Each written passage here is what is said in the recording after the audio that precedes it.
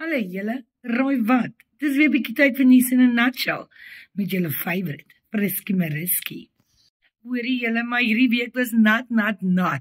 Dit was net donderweer, hailstorms, tornado's en meer. Blykbaar is so meer reën op pad.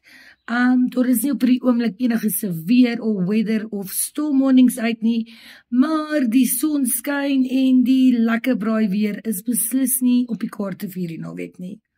Sorry, nee. En dan julle is ons geliefde Eben Etzebeth, ja, Elisabethie in die kak, okay? Julle weet nou wat gebeur het, hy het in die finale teen Wales, waar die Springbokte 73-0 gewen het, sy vinger in Alex Mann se oog gedruk. Long story short, as jy my vra, wou hy hom net half beter sien het, dat hy kan sien dat die bokke obviously die kampioen is.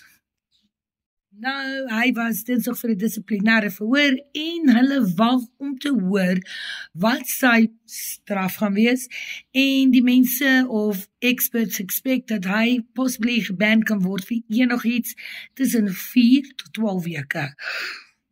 En nog hartseer nuus. Julle, die komediant Radio Raps, beter bekend as Rieke se Peer, het aangekondig dat sy geliefde Woef Hennies, ja die varkhond, wat die inspirasie was vir die Hennies restaurante oorlede is. Hy het vertel in 'n emosionele post op sy social media dat nadat hy teruggekom het van oorseese travel, dit nie goed gegaan het met Hennie nie en dat hy hom veertig gevat het en hy kort daarna dood is.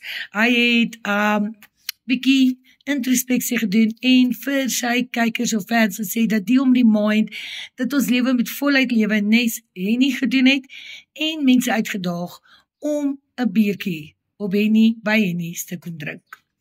Cheers. Anyways, julle, dit is bietjie nuus in 'n nutshell. The good, the bad, the ugly, the sad.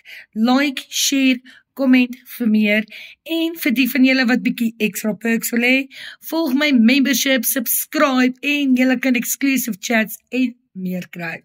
Dis nuus in 'n nutshell, met julle favorite, Frisky Mariski. Okay, love julle, bye.